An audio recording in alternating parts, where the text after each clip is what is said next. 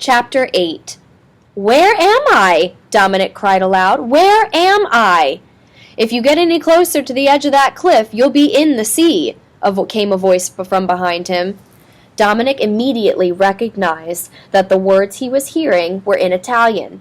One of the foster homes he lived in was in an Italian section of Brooklyn. The people in his favorite bakery spoke Italian all the time, but he had never been able to understand them. And yet somehow, now, he understood every word that had been spoken. He spun around to find a thin boy about his own age standing a few feet away. The boy was wearing brown woolen shorts and no shirt. His skin was deeply tanned, and his shoeless feet were dirty and stained. Two small dead canaries dangled from a string that was tied to the belt loop of his shorts. Beside him stood two younger boys. The youngest, a boy of about 7 years old, had a head of blonde curls and what appeared to be a small, brightly painted accordion slung over his shoulders. The other boy looked a few years older. He had dark hair and dark eyes. Over his shoulder was a coil of thick rope netting. Both of the younger boys were dressed much the same, in raggedy shorts and dirty shirts. As they came nearer, there was a strong scent of sweat mixed with smoke. Their grimy arms and legs were covered in scratches, and their hair was matted and unbrushed. "Are you hunting in our territory?" the oldest boy demanded. "Me?" Dominic sputtered. "Hunting? No!" He was equally shocked to hear his own words coming out in Italian. The three boys circled about him. "His clothes are strange," the youngest boy said, pointing to his t-shirt. "Did you paint that sea monster on your shirt?" "What?" Dominic asked, looking down at the Tyrannosaurus Rex on the front of his shirt. "No, it's not a sea monster, it's a dinosaur." The boys grew quiet as they stared. "What is a dinosaur?" the oldest boy asked. "I never met a kid who didn't know what a dinosaur was," Dominic answered.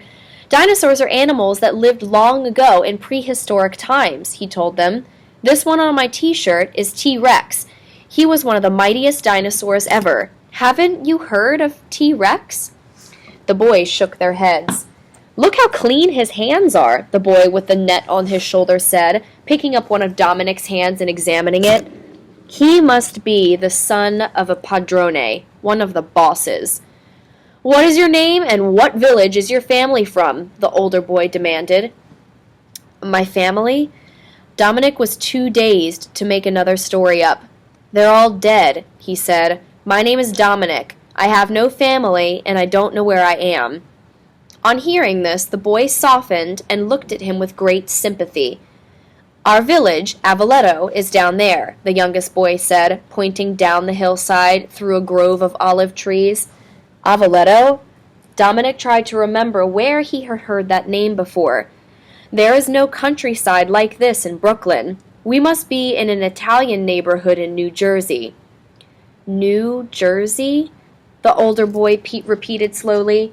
He shook his head. "I have never heard of that village, but then I don't know all the villages in Italy," he said. "Italy?" Dominic whispered. "Where else would we be?" the youngest boy repeated with a smile, as two dimples appeared on his cheeks. Dominic was too stunned to answer. As he went over in his mind all that had happened that day, a chill raced down his spine. "Do you know an old man who lives in your village?" he said. "Avoletto is full of old men," the middle boy answered. They're the only men who are left here. They say that in some villages so many people have gone that there is no one left to light the lamps. They have all gone to America." "America?" "Yes, they say the streets in America are paved with gold," the oldest boy told him. Then he turned to look over his shoulder. "Violetta," he called. "Violetta, where have you gone?" "Violetta?" Dominic whispered. "A beautiful name, hey?" The boy's suntanned face broke into a wide grin. "Wait until you meet her. She's a beauty." "What is your name?" Dominic asked. "Forgive us for not introducing ourselves sooner," the boy said. "These are my brothers. Antonio is 7, he said, pointing to the youngest boy with the blonde curls and dimples. "And this is Salvatore."